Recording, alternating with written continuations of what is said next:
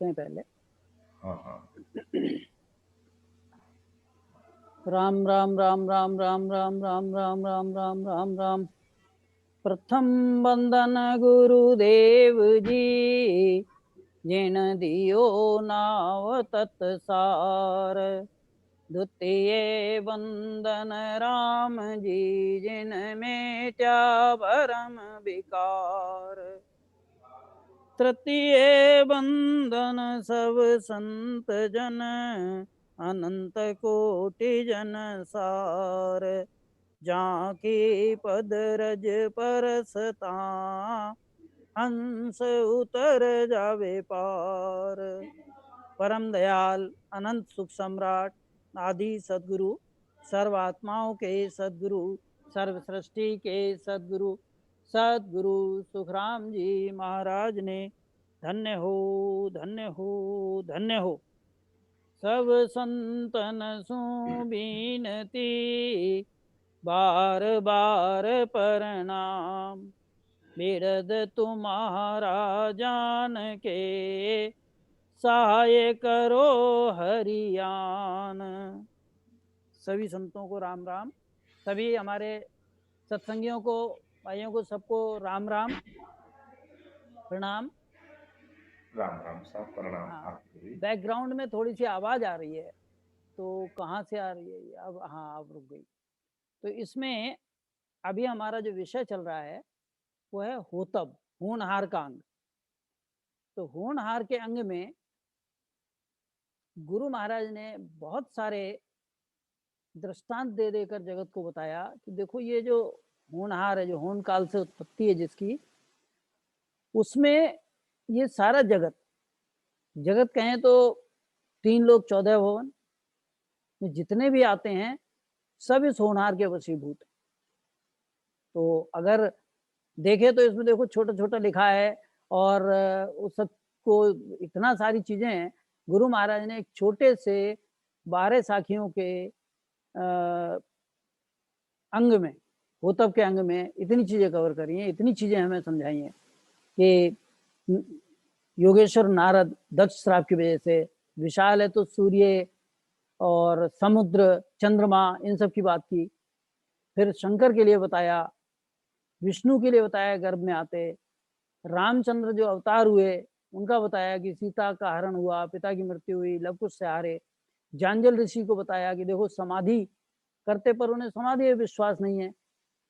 कृष्ण का बताया कि दुनिया जन्मोत्सव मनाती है, और जब वो पैदा हुए तो कोई जन्म नहीं हुआ, अंत समय उनका संस्कार नहीं हो पाया। वो सारी बातें आई। फिर आया कालिया नाग, जो शेष नाग का वंशज है, उसके नासिका में नाथ पहना दी। पांडवों को बताया कि देखो जो कृष्ण के साथ रहे वो हिमालय में जाकर कैसे गले, कैसे उन्हें नर्क मिला और नर्क से कैसे बाहर आए, वो सब चीजें हमने देखी। राम लक्ष्मण को राक्षस ले गए पाताल में, हनुमान के पैर में तीर लगा। राजाओं की बात की तो प्रियव्रत राजा, पृथु राजा, इन सब की कहानी हमने देखी। रावण जो तपस्वी का पुत्र होते हुए और उसका क्या हुआ। फिर हमने देखा बड़े बड़े बादशाह, पैगंबर, छोटे बादशाह की बात नहीं, गुरु महाराज इतने बड़े बादशाह, पैगंबर, सुलेमान पैगंबर की बात करी गुरु महाराज ने, दाऊद पैगंबर बताया। फिर देवताओं में ब्रह्मा और महेश का आपस का बताया कि एक दूसरे को श्राप दिया। फिर शक्ति का बताया 108 बार जन्म लिया। फिर योगिनी तंत्र, मंत्र विज्ञान के बारे में हमने देखा। इसी तरह से दानवों में कुबेर, भार्गव, कुंभकर्ण, जलंधर, हिरण्यकश्यप की कहानी सभी को पता ही है, ये हमने कवर करी। फिर विश्वामित्र के बारे में देखा कि कैसे मेनका के वशीभूत हो गए। श्रृंगी ऋषि, सामक ऋषि के पुत्र थे श्रृंगी, विवाह नहीं करना चाहते, उन्हें विवाह करना पड़ा। फिर पाराशर ऋषि का बताया कि उनसे कृष्ण द्वैपायन पैदा हुए, जो पाराशर ने अपनी पुत्री के साथ संसार करके और ऐसी उसकी होनहार हुई। तो उससे भी क्या, और इससे भी बुरा क्या हो सकता है। गुरु महाराज कहते हैं होनहार तो ऐसा है, राम, सीता, लक्ष्मण, हनुमान, रावण, ऐसे जिन्हें ज्ञान मिला, जिन्होंने परमात्मा को जानने की कोशिश करी, और उन्हें होनहार ने घेर घेर लिया। फिर योगियों की बात करी, मच्छिंद्रनाथ कैसे स्त्री के वशीभूत हो गए, और फिर गुरु महाराज ने बात की कैसे गोरखनाथ ने उनको छुड़ाया। नारद के 60 पुत्रों को जन्म देना पड़ा, नारद को प्रसव पीड़ा सहनी पड़ी, तो कहते हैं नारद के साथ ऐसा हुआ। फिर गौतम, अहिल्या और अंजनी की कहानी हमने पिछली बार ली थी। अब इसके आगे कुछ चीजें और हमने देखी थी, जिसमें गुरु महाराज ने इन सबको एक बार बताया कि किस तरह से राजा नहीं बचे, देवताओं का राजा इंद्र नहीं बचा, विष्णु नहीं बचा, ब्रह्मा नहीं बचे, अवतार नहीं बचे, और यहां तक कि ब्रह्म भी स्वयं वो भी नहीं इससे बचा है। तो गुरु महाराज यही कहते कि जब इनको कुछ नहीं हुआ तो फिर बाकी सबकी क्या गिनती। तो इसलिए गुरु महाराज कहते हैं कि सदगुरु की शरणागति जरूरी है, नाम स्मरण करना है। एक गुरु महाराज ने खास पिछली बार जो हमने लिया, इसको ध्यान में रखें, जिसमें गुरु महाराज ने कहा था कि ऊंची ऊंची बातें होती हैं, ज्ञानियों ने इतनी बड़ी बड़ी बातें कही हैं, उनका यशगान होता है, और ये यशगान के चक्कर में इस यश के वशीभूत होकर किस तरह से ये होनहार घेरता है। तो जितने भी हम राम सने हैं उनको खास तौर से ध्यान रखना है कि हम क्या करते हैं, हम स्टेज पे बैठने की कोशिश करते, हम माइक उठाकर उस पर चर्चा करते, और अगर कोई हमारी महिमा करता है तो अंदर से हमें खुशी होती है। ये चीज ध्यान रखने की है कि गुरु महाराज ने कैसे इसको बताया कि ये तुम इससे बच के रहो। उपदेश कर रहे गुरु महाराज और हमें चेतावनी दे रहे हैं कि ऊंच नीच बातों से तो होनहार बस है, ये होनहार की बात है। मोहि को कुजस जस बीच देर मारे है, ये जो है ना यश और अपयश के चक्कर में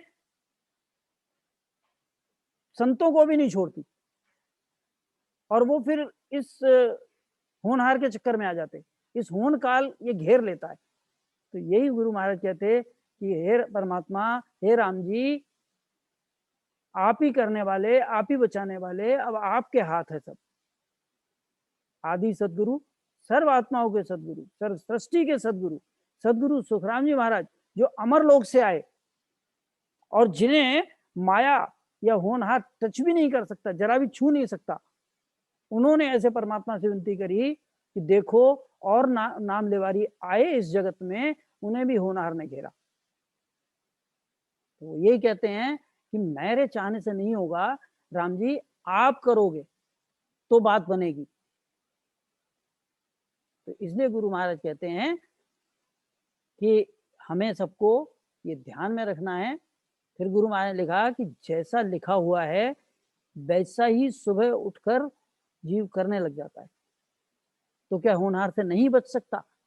तो आज उसी विषय पे हम लेंगे। तो गुरु महाराज के प्रश्न उत्तर के अंग में कुछ साखियां होनहार से संबंधित हैं, उनको यहाँ पर आज हम देते हैं।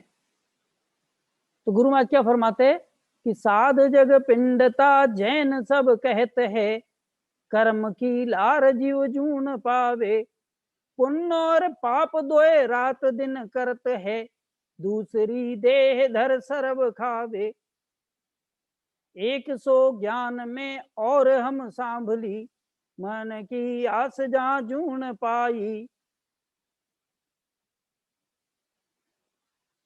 वेद सो फेर की तेव यूं कहते है, अंत सो बेर नहीं शुद्ध काई, आद में जीव सब सेंग सो ऊपना, तादिना कर्म सो कौन किया, दास सुख राम के लक्ष्य 84, सरग और नरक में काय दिया।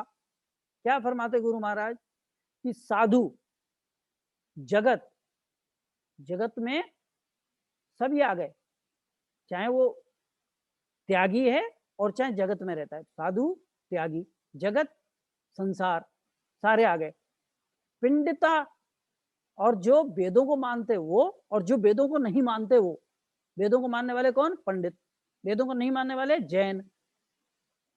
तो कहते हैं जो नहीं मानते और जो मानते उनकी भी ले लो। इसी तरह साधु यानी त्यागी और जगत जो ग्रस्त में रहते। तो कहते हैं साध जग पिंडता जैन सब कहते, सब क्या कहते हैं कि कर्म की लार जीव जून पावे, जैसा कर्म इस जीव के साथ लग गया वैसी उसे जून मिलेगी।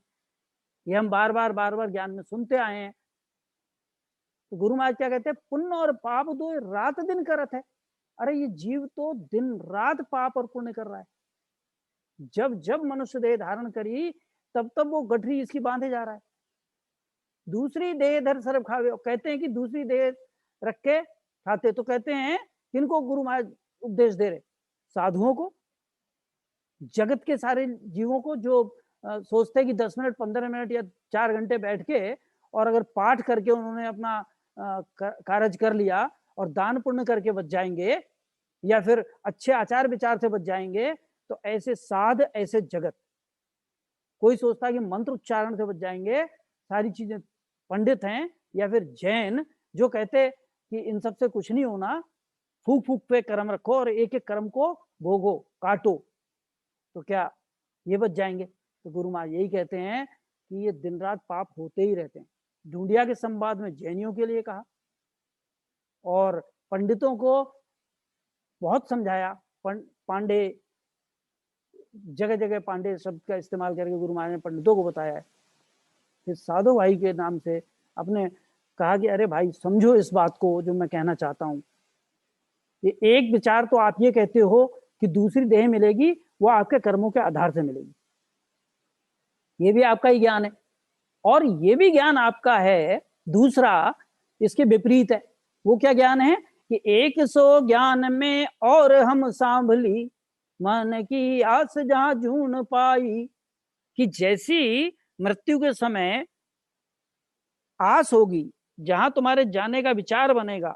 कोई कहता है कि अंत समय एक बार राम निकल गया तो उसका भला हो जाएगा, ऐसा भी बोलते हैं।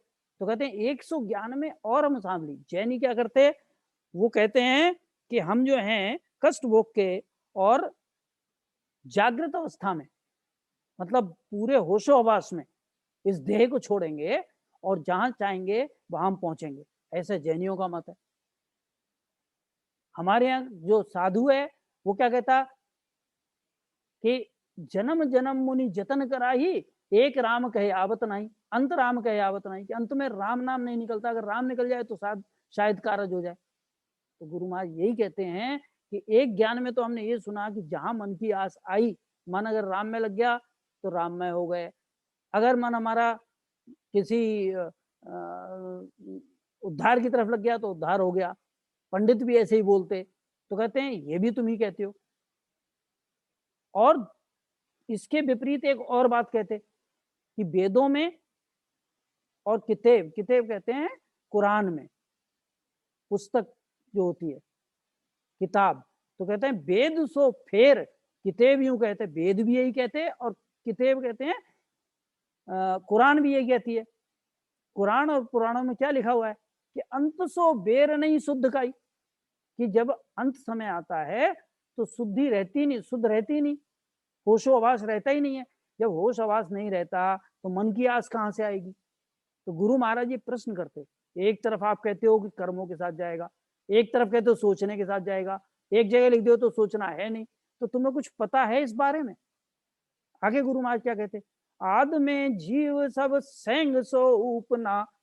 अब प्रश्न इससे भी बड़ा करते गुरु महाराज, इन्हीं सब से क्या प्रश्न कर रहे हैं कि आद में जीव सब सेंग सो उपना।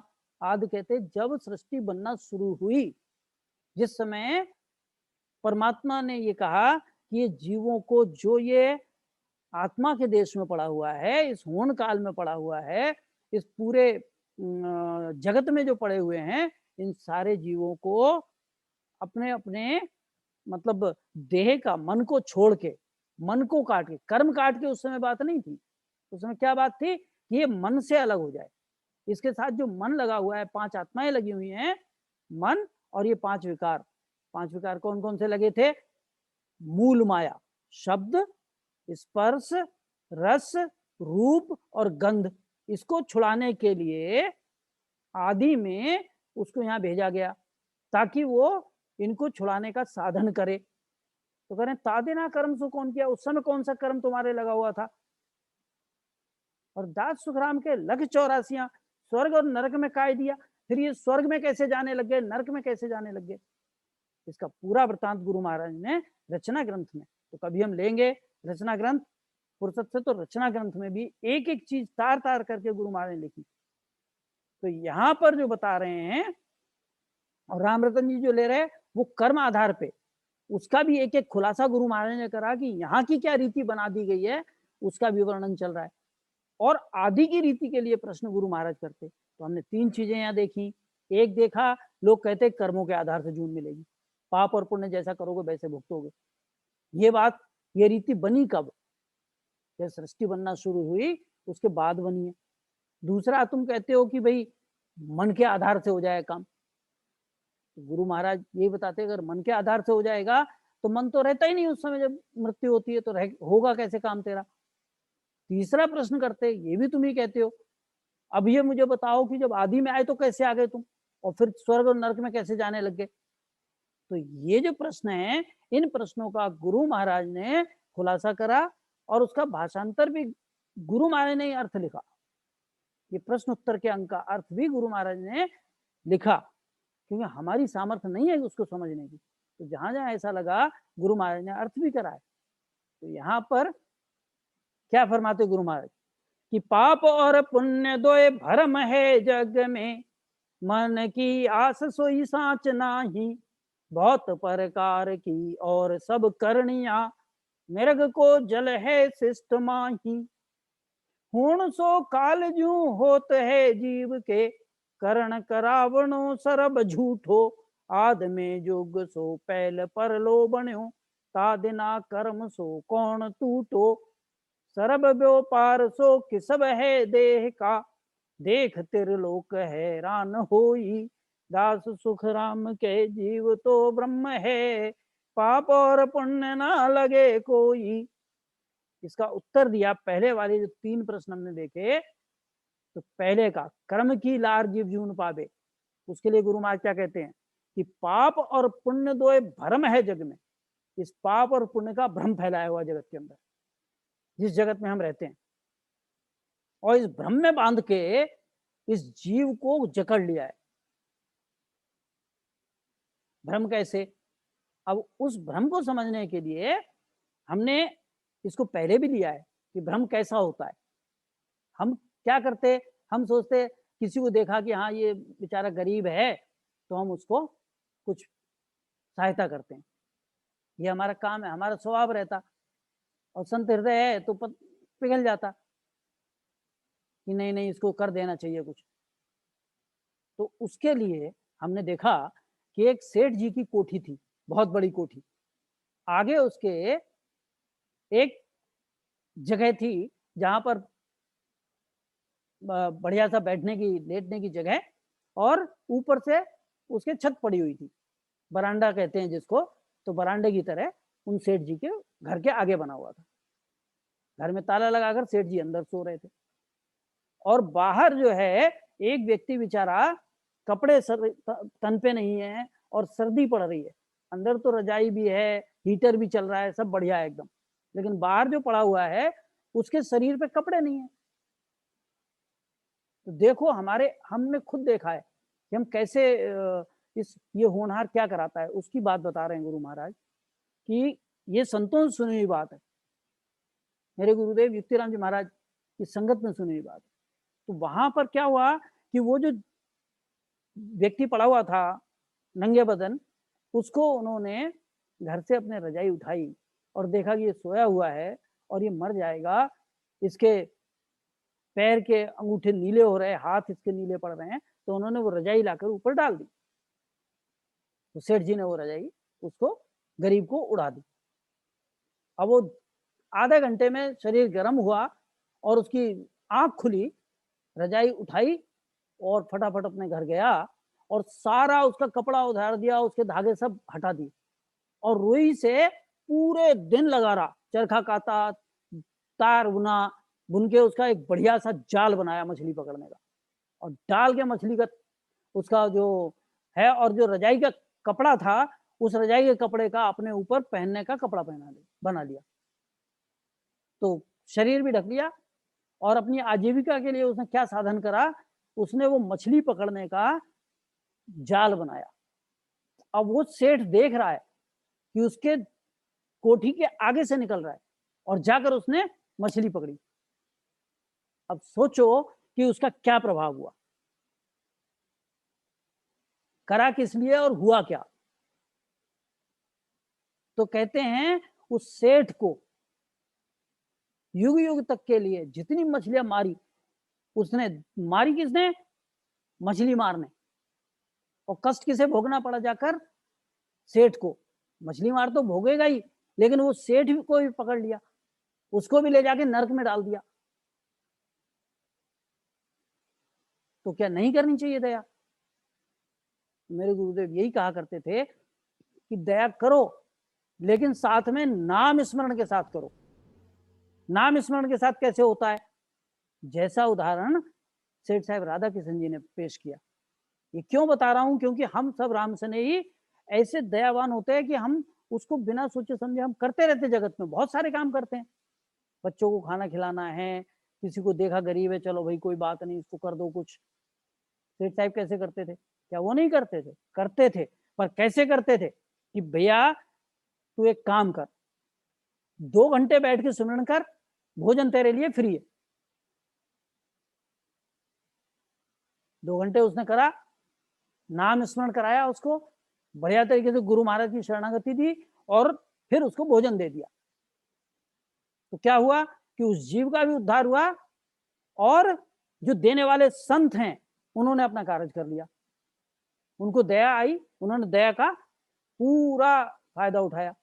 ठीक ऐसे ही कोई परिवार में अगर भोजन की कमी है, वो कहता मेरा तो काम हो जाएगा, मेरे परिवार का क्या होगा, उसके लिए भी उन्होंने किया। कैसे किया कि जो खेती किसानी कर रहा है, मजदूरी कर रहा है, उसको कहा भैया तू पूरे दिन में कितने पैसे कमाता, इतने कमाता है तो तुझे 8 घंटे में इतने मिलते हैं, 8 घंटे में से तू चल 8 नहीं कर सकता, 6 घंटे तो सुमिरन कर सकता है, मेरे साथ बैठ, 3 घंटा सुबह और 3 घंटा बैठ शाम को, यहां पर आकर, कहा, राम सभा हिवरा में बिठाकर सुमिरन कराना और पूरे घर का खर्चा उठाना। फिर जीव का सुकृत बन गया, वो काम भी कर रहा है, सुमिरन भी कर रहा है, अपना घर गृहस्थी भी चला रहा है। तो इस तरह से संत महापुरुष ऐसे काम करते, ये क्या करते हैं कि ऐसे होनहार से बचाते हैं, और वही दूसरा सेठ जैसा होगा वो होनहार के चक्कर में फंस जाता है। तो उम्मीद है कि हम सबको समझ आ गया होगा। ऐसे मेरे गुरुदेव युक्तिराम जी महाराज समझाया करते थे। दूसरी देखो, आज के समय में, आज सभी के सामने एक ज्वलंत प्रश्न है जिसको हमें सबको सोचना है। आज बहुत ज्यादा जगत के अंदर एक प्रचार प्रसार चल रहा है जिसमें पैसे इकट्ठे करे जा रहे हैं। किस बात के लिए? अयोध्या के अंदर तीर्थ क्षेत्र बनेगा, उसमें 10 रुपया, 100 रुपया, 1000 रुपया, आपके पास 10 रुपया, 10 रुपया दे दो, कुछ कीमत नहीं 10 की। कितना हमारा राम सने ऐसा है जो आंख बंद करके देगा? देने में बुराई है क्या? कह नहीं नहीं, हिंदू धर्म की बात है। गुरु महाराज जो हैं, जैसा हमने पहले भी देखा, इसमें हिंदू मुसलमान की बात नहीं रखते। निर्णय आपको लेना है कि आप जो करेंगे और जैसा करेंगे वैसा ही आपको आगे आएगा। चाहे मैं हूं, चाहे आप हैं, चाहे कोई और हो, सबके लिए ज्ञान खड़ग और आग, ऐ सुन पखा न राखसी, ज्ञान खड़ग और आग। तो अगर हम आग के अंदर हाथ डालेंगे तो हाथ जलेगा। इसी तरह से अगर हम नवदा विधान के लिए कुछ भी करेंगे और सारे जीवों को उस नवदा विधान में फंसाएंगे, बाद में वो जो तुम आज 10 रुपए दे रहे हो उसका 1000 गुना लग के, और तुम्हें उस बैकुंठ में जाना, फिर नरक में जाना, ये 84 में भुगतना, ये सब बराबर लगा रहेगा। ये किसके लिए हुआ? ये तो उन राम सनेहियों के लिए हुआ जो खुद बैठ के सुमिरन करते, और जो 10, 20, 50, 100 को कराते, उनका क्या होगा? राम जाने भाई, कह नहीं सकता मैं क्या होगा। पर ये विचार कोई अगर संत महापुरुष है, तो वो क्या करते? वो हमारे पुराने जो संत हो गए उनकी दुहाई देते हैं। तो गुरु महाराज ने उनके लिए भी कहा है, ये साधु भी मोक्ष नहीं पहुंचे जब तक सत्स्वरूप का शरणा नहीं लोगे, उसकी रीति से नहीं चलोगे, काम नहीं होगा। तो इस तरह से खाली नाम सुन लेने से काम नहीं होता है कि किसी संत का नाम सुन लिया तो संतों की महिमा करो, बुराई किसी की मत करो, पर समझ समझ पग धरना रे। ये काल बहुत जबर है, ये होनहार बहुत जबर है, आज ये उतना ही वेग से काम कर रहा है। अब क्या बचने का? लोग कहते कि अब घर पे आएगा कोई और आस पड़ोस का, तो उसको अगर नहीं दिया वो कहेंगे यार तुम कैसे ऐसे हो, क्या है? तो उसको देखो संतों से समझने की चीज। इसका मैं प्रैक्टिकल एग्जांपल बताऊंगा कैसे है कि एक बार गुरु नानक देव जगन्नाथपुरी में समुद्र के किनारे मर्दाना के साथ घूम रहे थे। मर्दाना उनका शिष्य था। तो मर्दाना के साथ गुरु नानक देव समुद्र के किनारे घूम रहे थे। तो वहां पर जो जगन्नाथ मंदिर का पंडित था, उसने कहा कि प्रभु आप महापुरुष हैं और आपके आचरण को देखकर बाकी लोग भी वैसे ही करते हैं जैसा आप कहते हो, आप इतना प्रभावशाली हो। आज संतों की यही बात है, हम भी क्या करते हैं कि हम जैसा देखते जगह जगह रामद्वारे के जो हमारे वरिष्ठ संत हैं उनके आधार पे ही हम चलते, हम भी वैसे ही करेंगे जैसा वो करते। हम समझते कि वो ठीक कर रहे हैं एकदम। तो ऐसे ही उस समय थी स्थिति। तो गुरु नानक देव को उन्होंने कहा कि आप जो हैं, हम परमात्मा को मानते हैं, परमात्मा की आरती करेंगे, आप आरती में सम्मिलित हो जाओ। तो गुरु नानक देव वहां अपने ध्यान लगा के बैठ गए समुद्र के किनारे। बोले मेरी आरती यहीं से हो जाएगी, मैं कर रहा हूं। बोले नहीं नहीं, ऐसे कैसे, आप हमारे साथ आओ, हम सोने की थाली से और इतना सारा वहां पर बड़ा सा थाल बनाते हैं, उसमें दीपक जलाते हैं, कपूर जलाते हैं और ये सब करते हैं और तिलक लगाते हैं और उसके अंदर दिल धड़कता है, वो परमात्मा से जो मांगते हैं वो होता है। ऐसे करके वो बात करने लगे। तो गुरु नानक देव ने क्या करा, जब वहां पहुंचे तो जाकर उन्होंने वहां पर जो आरती गाई और सारे मंदिर के अंदर जितने शिष्य थे उन सबको समुद्र के किनारे ले आए और बाहर खड़े होकर उन्होंने आरती गाई। वो आरती आपको एक बार झलक दिखाता हूं कि कैसी लिखी हुई है। ये राग गौड़ी, गौड़ी में हमारे गुरु महाराज ने भी बहुत सारे लिखे हैं, मुझे गाना नहीं आता है, क्षमा करना, ये मेरे अंदर बहुत बड़ी कमी है कि मुझे गाना नहीं आता। मैं इसका प्रकाश भाई साहब, सीता भाई साहब और डॉक्टर साहब के साथ समय बिताऊंगा जब भी मिलेगा और इसको सीखने की कोशिश करूंगा। तो यहाँ पर क्या कहते हैं कि गगन में थाल रवि चंद दीपक बने, तारका मंडल जनक मोती, धूप मल आन लो पवन चंवरो करे, सगल बन राय फूलंत ज्योति। कैसे कहा, ये जो पूरा गगन है ना, ये थाल है और रवि सूर्य, चंदु चंद्रमा, ये उसके दीपक हैं और जितना तारामंडल है पूरा, ये सारे मोती हैं उस थाल में पड़े हुए।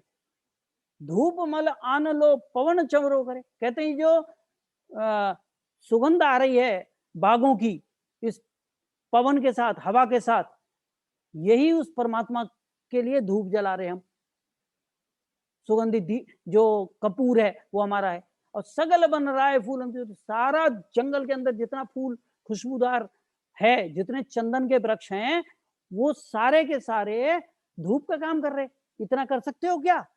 कहते हैं कैसी आरती होए भवखंडना तेरी। अरे भवखंड में तेरी, यहाँ से हे सतस्वरूप परमात्मा, तेरी आरती है, पूरा भवखंड कर रहा है, सारे हम कर रहे हैं आज। अरे परमात्मा सब पे कृपा कर, अनंत अनहता सवद बाजंत भेरी। और ये तो एक छोटा सा शंख बजाते हैं और घट घट में ये अनहद हो रहा है, इतनी ध्वनि हो रही। हे परमात्मा, तेरी ऐसी आरती, ऐसे उन्होंने कहा, सहस तव नैन नन, नैन है ही तो ही कहूं, और सहस मूर्त नना एक तू ही। ये जो शस्त्र मूर्ति हैं, इन मूर्तियों के अंदर ही तू ही आ गया, समा गया तू सबके अंदर, सबके अंदर नाम जागृत है। आज ये सब क्योंकि भवतारी संत थे वो। कहते हैं सहस पद विमल नन एक पद गंध बिन, सहस तव गंध इव चलत मोही। तो इस तरह से कहने का तात्पर्य ये है कि संत महापुरुष कैसे करते हैं।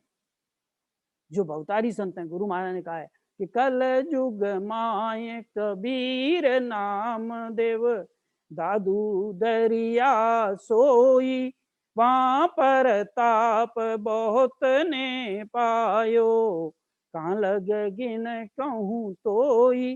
कितना बताऊं। तो ऐसे ये पाप और पुण्य भ्रम है, इनसे बचने का साधन भी बता दिया। कहते हैं जब हम करेंगे सामने तब होगा। आज हमारे घर में कोई नया बच्चे का जन्म होता है, क्या करें, संगत करो। आज हमारे यहाँ शादी विवाह होता है, कैसे करो, सत्संग के माध्यम से करो। ये जो प्रथा कुप्रथा चलाई हुई है कि कन्यादान करेंगे, आपको पता है कन्यादान का फल क्या होता है? कोई राम से नहीं हमारा बता सकता है? गुरु महाराज ने खोल के वाणी जी में लिखा है कि ये जो शक्ति उपासना होती है, इसमें क्या होता है,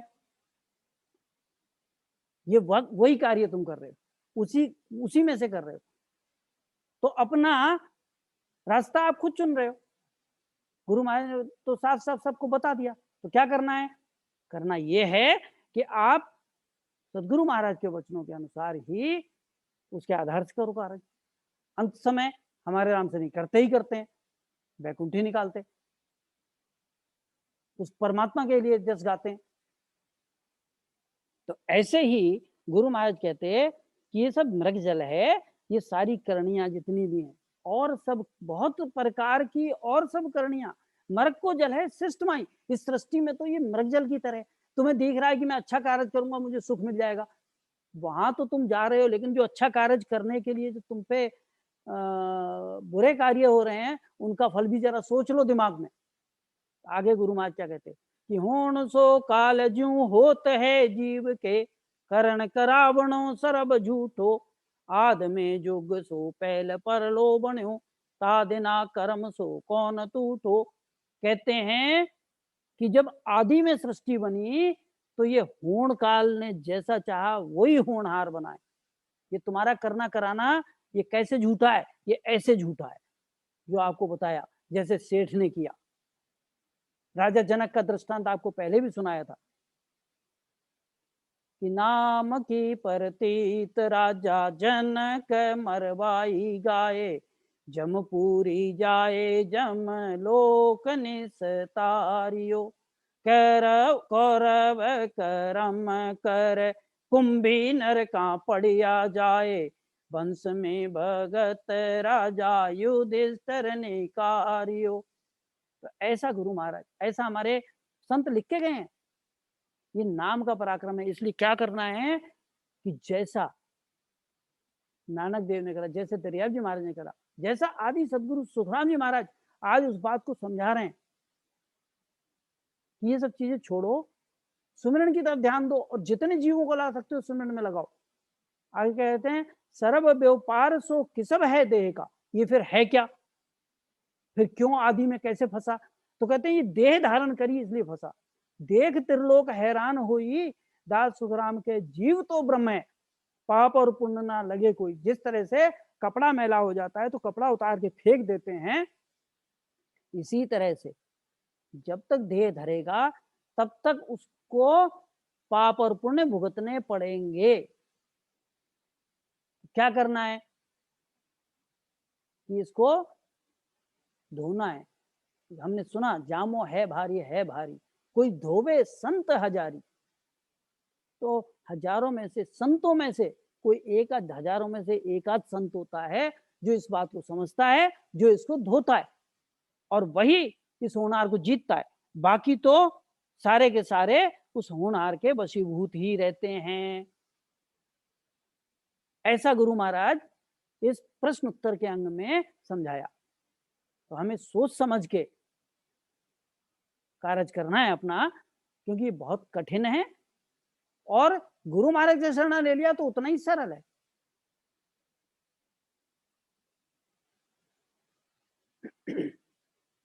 अब एक प्रश्न और करते हैं गुरु महाराज कि कर्म बड़ा बलवान है, कन बलवंत है करतार, होनहार कर जन जबर है, संता करो विचार, संता करो विचार, राम तो घट घट होई, जेती करी उपाय, ब्रह्म लग और न कोई, सुख राम धनी तो को नहीं, को कुण करने हार, करम राम होनहार रे, तीनों अड़या विचार। तो आप लोगों ने सुना होगा इसका पहला भाग, उसमें बताया था हमने कि तीन चीजें हैं। एक कर्म है जिसके आधार से काल पकड़ता है, और एक होन काल है, वो किससे बनता है? करतार। करतार कहते हैं होन काल पार ब्रह्म से, वो होनहार को पैदा करता है। अब ये जो तीन है, एक कर्म बड़ा बलवान है, क्या कर्मों के वशीभूत ये जीव पड़ा हुआ है क्या? तो गुरु महाराज को पूछते हैं कर्म बड़ा बलवान है, कल बलवंत है करतार, या फिर वो होनकाल ईश्वर करतार वो बड़ा है, या फिर होनहार कंजवर है, जो होनहार होती वो ज्यादा ताकतवर है। संता करो विचार, अरे संतो, अरे नाम लेवारी संतो, इस बात का विचार तो करके देखो। संता करो विचार, राम तो घट घट होई। कहते राम तो हर जगह व्याप्त है, इसीलिए उसका नाम ही राम है। राम नाम इन जान, जोए रमता सब माही, सब में रमन कर रहा है वो तो, सब में रमान है। तो कह रहे जेती करी उपाय, ब्रह्म लग और ना कोई। अरे ब्रह्म के अलावा और कुछ दिखता ही नहीं है, वो तो सभी जगह है, कि घट में भी है और घट के बाहर भी है, सब जगह ब्रह्म समाया हुआ है। तो गुरु महाराज यही कहते हैं, सुख राम धनी तो को नहीं, कौ कुण करने हार। ये करने वाला कौन है? इसके सर पे धनी तो कोई है नहीं जीव के। तो कहते हैं कर्म राम होनहार रे। करने वाला क्या कर्म है तुम्हारे? करने वाला क्या राम जी हैं? या करने वाला होनहार है? तीनों बड़े विचार बताओ, इसका विचार करके सोचो। किसके लिए? संतों के लिए कह रहे हैं। कहते हैं इनका विचार करो, इसको समझो। आगे गुरु महाराज क्या फरमाते कि कर्म राम तो एक ही, देखो ज्ञान विचार, बिन चेतन करतार रे, कौ कुण करने हार, कौ कुण करने हार, ब्रह्म माया सब एक ही, आद अंत और मध्य कबू न्यारी नहीं देखी, सुख राम समोहन हार है, पुला जन्यारी होए, ऐ करता बस को नहीं, सुन ज्ञानी कहूं तो। इस प्रश्न का जो इससे 33 नंबर साखी में प्रश्न है, 34 में इसका उत्तर दिया। गुरु महाराज इन ज्ञानी संतों से बात करते हैं, कहते हैं कर्म राम तो एक है, ये कर्म में बांधने वाला जो करतार है वो और राम अलग अलग नहीं है। ये सारा जो विधान बनाया कर्मों का कि ये कौन सी राह पे जाएगा, अगर ऐसा कर्म करोगे, ये किसने बना दिया? क्या आप अगर नवदा विधान करोगे तो विष्णु के लोक में जाओगे? रचना ग्रंथ में देखो कि जो आदि इच्छा और महातत्व से शक्ति बनी, उसने ये शक्ति ने अलग अलग पंथ निश्चित करे। क्या निश्चित करे? नवदा करोगे विष्णु लोक, गायत्री मंत्र जपोगे ब्रह्मा का लोक, सुतिया धर्म, कन्या अर्पण करना, या फिर स्त्री को अभेदान देना, ये क्या कहाँ जाएगा? शक्ति लोक। और हठ योग साधना कहाँ जाएगी? शंकर के कैलाश में। तो कहते करने वाला कौन हुआ? होनहार, होन काल। तो कह रहे हैं कर्म राम तो एक ही, ये तो एक ही है, अलग है ही नहीं। देखो ज्ञान विचार, अरे मेरे ज्ञान को विचार करके देखो, बिन चेतन करतार रे, ये जो चेतन करतार है, जहां से सब में चेतन आया है, मन चेतन तो वहां से बना, आत्म चेतन तो वहां से आया, आत्मा के साथ चेतन लग गया तो आत्म चेतन हो गया। चाहिए क्या? सत्य चाहिए। हटाना क्या? चेतन हटाना है। तो कहते हैं बिन चेतन करतार रे कहो कुन करने हार। कौन कर रहा है? कहो कुन करने हार ब्रह्म माया सब एक ही। इस पूरे हूण काल में जो हम चित्र बना के बताते हैं कि एक तो इसमें देखता हूं अगर बन जाए तो दो जैसे बनाते, तो उसमें दिखाते हैं कि एक तो ऊपर गोला बनाते और एक नीचे गोला बनाते, और कहते हैं ये जो नीचे गोला है ये क्या है? ये सब जगत है। तो ये जो जगत है, इस जगत के लिए ही कहते हैं कि ये जो जगत है, ये जगत पूरा का पूरा ब्रह्म और माया ही है। इसका चित्र मैं देखता हूं अगर बन जाए। तो ये एक गोला बनाते, कहते ये सत्स्वरूप है, और एक नीचे बनाते ये क्या है? हूण काल है। तो इस हूण काल में ये नीचे जो गोल बना हुआ है ये पृथ्वी है, स्वर्ग है, ब्रह्मा, विष्णु, महेश, शक्ति, और ये क्या है? ये सारा पाताल है। तो गुरु महाराज यही कहते हैं ये सब क्या है? इनमें सब में ब्रह्म और माया है, कोई ऐसा नहीं है जो माया से नहीं बचा। कैसे कैसे? पाताल और मृत्यु लोक में तो हम जानते ही हैं, ये 5 तत्व पूरी की पूरी माया है। और यहां पर क्या है? ब्रह्म के देश में शून्य माया है, कि ब्रह्म शून्य पर ब्रह्म के संगम बन्यो तिन बार, शिव पुत्र सो उपजे महाशून्य देवलार। जितनी भी ब्रह्म की उत्पत्ति है उसमें कौन सी है? कि ब्रह्म शून्य। ब्रह्म शून्य किसको कहते हैं? शून्य सागर को। शून्य सागर और पार ब्रह्म से क्या बने? शिव ब्रह्म और महाशून्य। तो इस तरह से ब्रह्म देश में शून्य है, यहां पर पंच तत्व हैं जो महातत्व से बने। ये सारी सृष्टि, साकारी सृष्टि काहे से बनी? पंच तत्व से। तो इसलिए गुरु महाराज यहाँ कहते कि कहो कुन करने हार ब्रह्म माया सब एक ही। ये तो सब एक ही है। आद अंत और मद कबू न्यारी नहीं देखी। इसको कभी अलग देखा? आज शरीर और आत्मा क्या अलग अलग देखी किसी ने? कैसे समझ में आएगी आत्मा?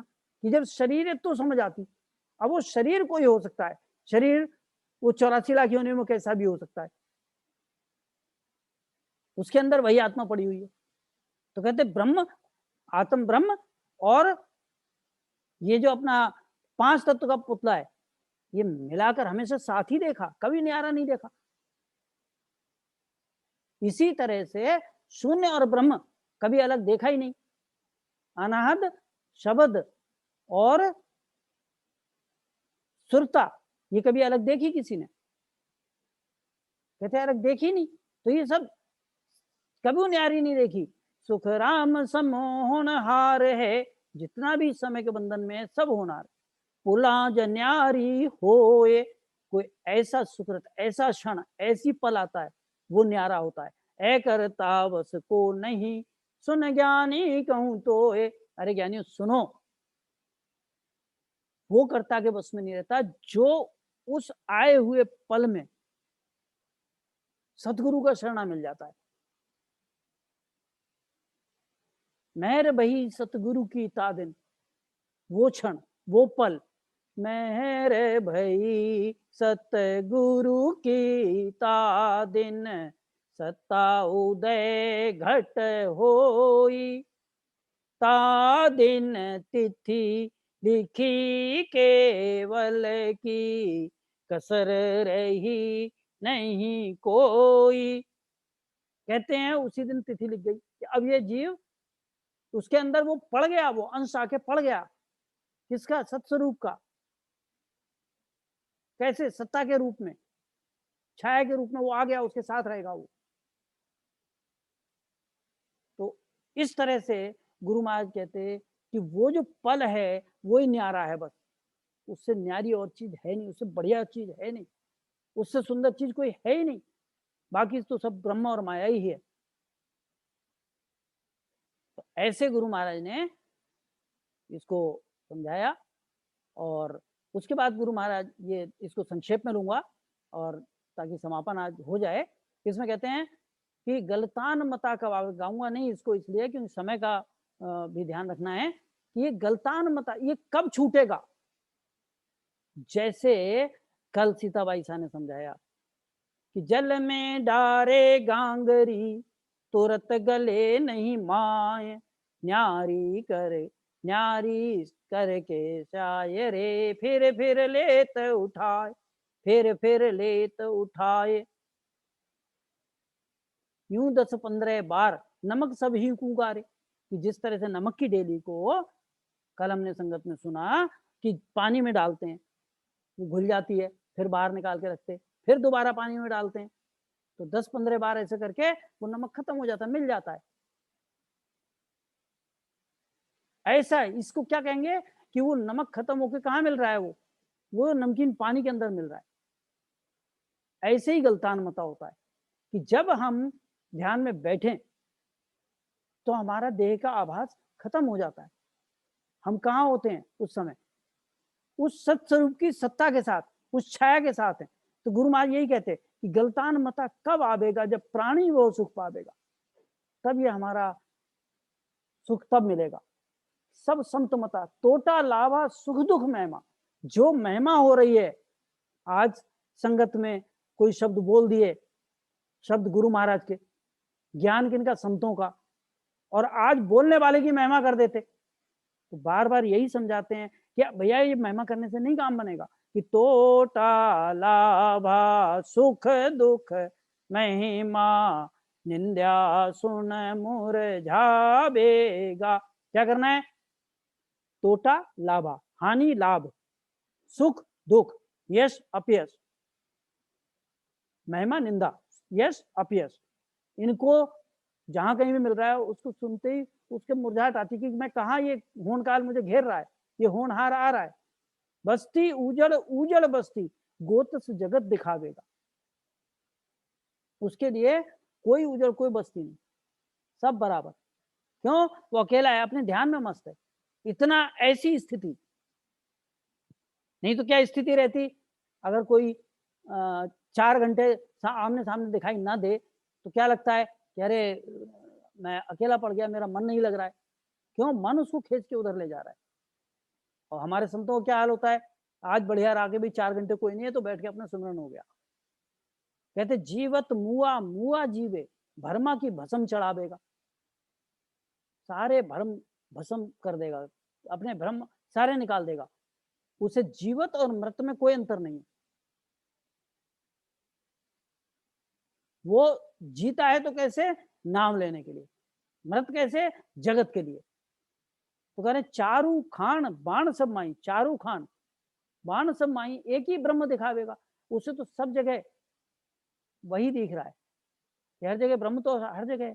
चार खान अंडज, अंडे से, स्वेदज पसीने गंदगी से, खटमल कीट पतंगे जुएं होती हैं, अंकुर पेड़ पौधे जैसे होते हैं, और जरायुज गर्भ से पैदा होने वाले। तो ये 4 खान हैं। 4 वाणी कौन कौन सी हैं? कि परावाणी ब्रह्मांड की, पश्चंती नाभि की, और मध्यमा कंठ हृदय की, और बेखरी मुख की। तो ये 4 वाणी है। तो कह रहे हैं 4 वाणी से अलग है, 4 खानी से। 4 ही वाण खान समाई, एक ही ब्रह्म, इन सब में वो एक ही बात है, कोई फर्क उसको नजर नहीं रहता। क्यों? वो सबको साथ लेकर करता है। कभी इस पे भी चर्चा करेंगे कि कैसे गुरु महाराज ने ये 4 चीजें अलग बताई। श्वासा का साधन जो नाभि से और भ्रगुटी तक है, नाड़ियों का साधन जिसमें सुषुम्ना जागृति और 72 नाड़ियां होती, वो कहां से कहां तक है, वो सारे शरीर में रग रग रोम रोम में होता है, एक नियंत्रण की वजह से। तीसरा साधन जो हमारा शब्द का है, जिसमें गुरु महाराज बताते अनाहत शब्द सु नाद हुआ, नाद जिंग सो जाया, ये सारी रीति किससे बनी, एक नियंत्रण से। तो गुरु महाराज यही कहते, तीनों चूर चढ़ा गढ़ ऊपर, तो तीन ताप को मेट कर जो गढ़ पे चढ़ गया, शून्य में शहर बसावेगा। कहाँ जाके रहेगा वो, कि उस शून्य सागर में उसका ठिकाना हो गया। और वहां से देख किस तरफ रहा है, कि जब ध्यान में बैठा तो उससे परे निकल जाता है, और वो उससे देह से परे देखता है। तो कहने जन सुखराम संत मत वाला, ऐसा वो संत है जो ज्योत सु ज्योत में लावेगा, जो स्वयं प्रकाशित देश है उसमें जाके अपना ध्यान लगाता है। राम राम सा, थोड़ा सा क्षमा करना, आज थोड़ी से टाइम ऊपर हो गया है लगता है। राम राम साहब, बहुत बहुत हार्दिक राम आभार राम भाई साहब। साहब। ऐसा कुछ नहीं, आज का अभी वो होनहार का जो विषय था आज पूरा हुआ है। हम्म, बिल्कुल बिल्कुल, बहुत ही अच्छा रहा। अच्छा, मैं निवेदन करूंगा आपसे कि एक बार क्या ये नेट की वजह से डिस्कनेक्ट हो गए थे, तो हम होस्ट है, हमें होस्ट बना दीजिएगा। अच्छा अच्छा अच्छा अच्छा। हाँ, बाकी आपने आज बहुत ही अच्छा लिया महाराज श्री की कृपा से।